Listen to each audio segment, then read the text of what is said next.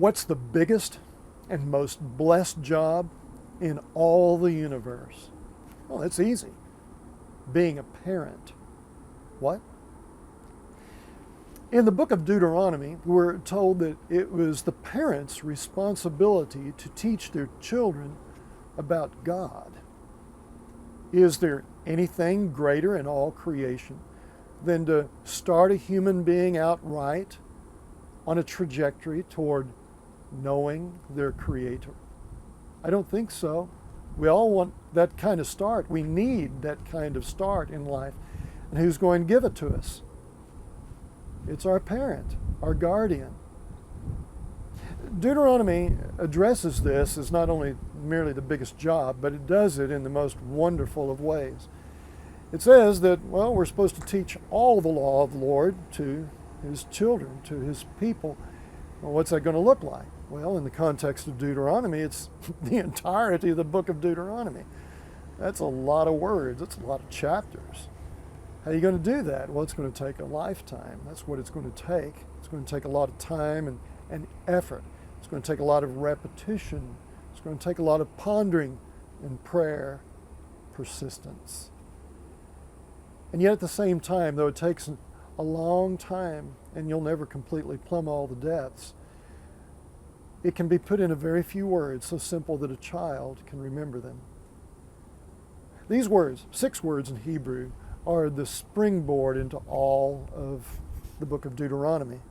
We know them as the Shema, or Deuteronomy 6 in verse 4. Hear, O Israel, the Lord our God, the Lord is one. Or, equally plausibly translated, Hear, O Israel, the Lord is our God, the Lord alone. Well, which is it? Wrong question. It's not either or. It's both and. Both of those are huge themes throughout the remainder of the book of Deuteronomy. Namely, the latter, there's only one God, and we owe Him our allegiance. We pledge our allegiance to Him, and we don't manufacture any other God to take His place. He alone is worthy of all of our time and attention and effort. He should be our total focus in life.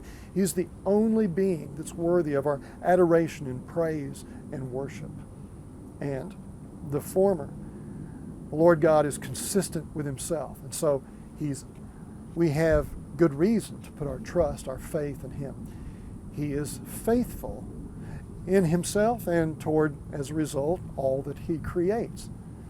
God, you might say, has given His allegiance to us, and so we owe our allegiance to Him, to put the two thoughts together. Now, I say all of that to say this. In Hebrew, those words, 6 words, are very vivid and can easily be expressed with hand motions. Put yourself in the place of a little child, and you're trying to drink in what your parent has to say, and your parent has told you that this is the most important thing you can possibly learn in life. And then imagine that you're a parent, and you're trying to teach your little ones.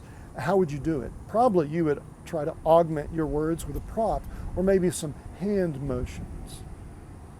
Here are these words in the most literal possible English rendering. Hear, Israel, the Lord, our God, the Lord, one. Can you see how a little child could remember those words as you went through those motions? Can you imagine building your whole life on that foundation? There is a consistent God that doesn't blow with the whims of the moment. He is a God who is consistent in His character. He doesn't wake up in a bad mood one day and a giddy mood the next. He is the same yesterday, today, and forever. And this God, so good and consistent, faithful toward us, keeping His promises to us, sustaining our life, He is worthy of our all. He is the only being in existence that is worthy of our adoration and praise and worship. And so, as He gives to us, we will give to Him. And if consistent is the word that sums it all up, so be it. We don't want to change with our emotions or be blown with the wind. We want our full focus to be on Him, and we don't want to replace Him, not even for a single second, with anyone or anything less than Him. We want our total attention to be on the Lord, to hear Him. We want Him to be our God. Very, very personal. Him alone.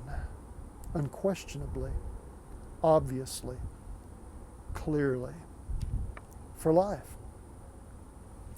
You know, when you think about those words and you think about what they're really trying to say, maybe we recall just how big a challenge that is every day of our life. See, these words are so simple that a child could memorize them. But even the most wise, the smartest of adults could ponder them, strive to live them every day of their life, all their days, and being given a very long life, and still hardly scratch the surface. For God is God, and we are not. He's a lot bigger than us in every way. Thank God. So who or what really is your God? It doesn't matter if you're a child or an adult or very advanced in years as an adult. Who do you serve? Everybody's got to serve somebody. Is it the living God? Does the Lord God Almighty have your total, unbroken, uninterrupted focus and attention? Is this what you strive for with all of your life? Do you see God this way? Do you perceive Him rightly as consistent and not whimsical, not given to tantrums, and He took it out on you? But the Lord God is holy and good. He is love. And that you're drawn to Him, so much so that you want to be like Him. Let's go and think on these things, my friend. And in the meantime, may we teach our children and our grandchildren very, very well. For we know the buck stops with us as parents and grandparents as to the most important thing in all of life. Hear, O Israel.